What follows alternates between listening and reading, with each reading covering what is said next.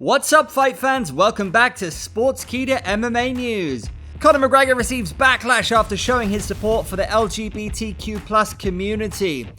Israel Adesanya addresses why he left a UFC event early. Michael Bisping is praised for not falling entirely onto the Conor McGregor bandwagon. Vanessa Demopoulos prefers embracing Joe Rogan over Michael Bisping during her post-fight interviews. Francis Ngannou gives fans a timeline for his potential return. When might the heavyweight champ return? Find out on today's edition of Sportskeeda MMA News. Has Conor McGregor made mistakes in the past? Well, yeah. Has he received backlash for it? Of course. Is the backlash always warranted? Not always. The Notorious recently took to Instagram to post a video of his pub, the Black Forge Inn, which was sporting a more colourful look. The comments weren't filled with positivity though, as the UFC superstar received a lot of hate for this in the comments section. Rainbow flags garnished the bar, which was done in support of the LGBTQ+ community. June is Pride Month, and that's when members of the community are especially shown love and support. But there are still some people that just can't subscribe to supporting these lifestyles, and they voiced out their disapproval in McGregor's comment section. McGregor captioned his video with, "Love lives at the Black Forge Inn. Bring your love for the best food and drink."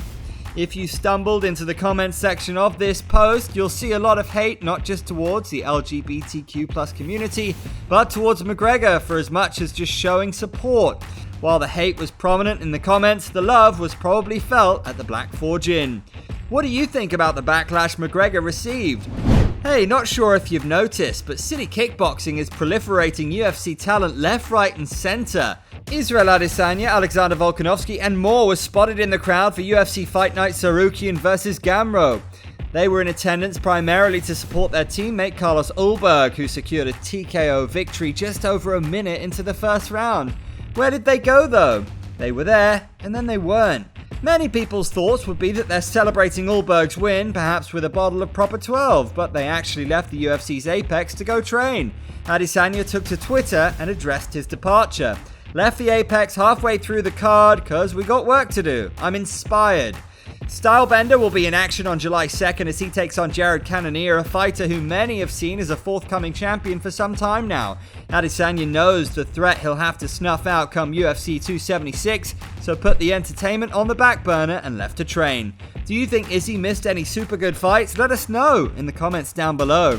You can't discuss the featherweight GOAT picture without mentioning Conor McGregor. He defeated Max Holloway, stopped Chad Mendes, and dethroned Jose Aldo. However, Michael Bisping doesn't think he's the greatest 145er to do it. Michael Bisping delved into this topic on his YouTube channel. And of course, that was Jose Aldo, the king of Rio. Then Conor McGregor knocked him out in 13 seconds. But then he never defended the belt. He vacated and went up to 155. So therefore, whilst McGregor had a crazy run at 145, he doesn't go down as one of the greats. While this isn't a jab at Conor, but rather an observation, Ali Abdulaziz will get behind anything that's anti-McGregor. Abdulaziz took to Twitter to share his response. "No kiss, Michael is a real one." Ali, who manages Khabib Nurmagomedov, was on the receiving end of arguably the most vicious trash talk to come from the Irishman in the build-up to UFC 229. Don't forget to subscribe if you haven't already. Don't just stop there though. Give us a follow on our social media pages to make sure you don't miss out on any of our content. Many fighters have a signature move. McGregor has his left hand, Dan Henderson has the H-bomb, Ortega with the triangle choke, but Vanessa Demopoulos has patented jumping into the interviewer's arms.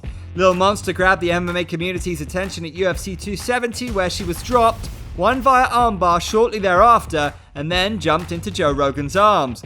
Vanessa continued her winning and jumping ways last weekend. She defeated Jinyu Frey via split decision and tested Bisping's catching abilities. When doing her post-fight media, Demopoulos was asked about whose embrace was better between Rogan and Bisping. Joe's was way better. I kind of knew Bisping was not going to hold me up. That's awesome. It's a part of his personality. Yeah, I didn't take it personal. Michael Bisping saw this and wore his heart on his sleeve in his response. "Never been so offended." Who would you trust more to catch you?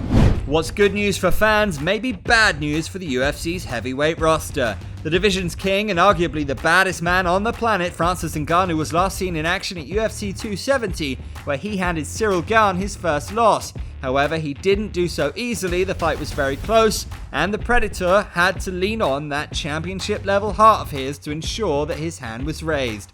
Following this fight, Ngannou had successful reconstruction surgery to patch up a torn ACL and MCL. Taking it easy isn't what wins belts, but it's what heals ligaments. Francis has been out since the beginning of the year, but when talking with a TMZ reporter, he gave us some insight on when we may see him defend his title next. If everything goes well, I'll be ready by the end of the year, as said, because it's going to be 9 months. So let's say late December or early next year. Ngannou addressed the when, and then he elaborated a bit more on the who. As for now, let's fight for this situation and get everything squared up. Yeah. And then when I'll be close to the return, we will see where the landscape is at. You know, because a lot of things can happen. The heavyweight division is exciting as it's ever been. Tom Aspinall is making fighting look easy. Taito Ivasa and Cyril Gane are set to scrap it out. Stipe Miocic is still very much in the picture. Oh, and John Jones is supposed to fight at heavyweight next. So yeah, pretty exciting. Who do you want to see Ngannou fight next? That about does it for Sportskeeda MMA News. Don't forget to subscribe if you haven't already and follow us on our social media platforms. We're on Facebook, Instagram, Twitter, and Snapchat. Until next time. Conor hasn't won a fight in 6 years. Give that man a title shot. At this point, Jake Paul versus Conor McGregor makes sense. 2022. McGregor must be laid to rest, because now he'll only be a shadow of the man he was. If you like this video, please like, comment, and share. Your comments could be featured in the next Sportskeeda MMA News video. We always deliver daily content, so make sure you subscribe and hit that bell so you don't miss anything going on in the MMA world. For updates, quotes, and exclusive interviews from all your favorite fighters, follow Sportskeeda MMA on Twitter and Instagram. Thanks for tuning in.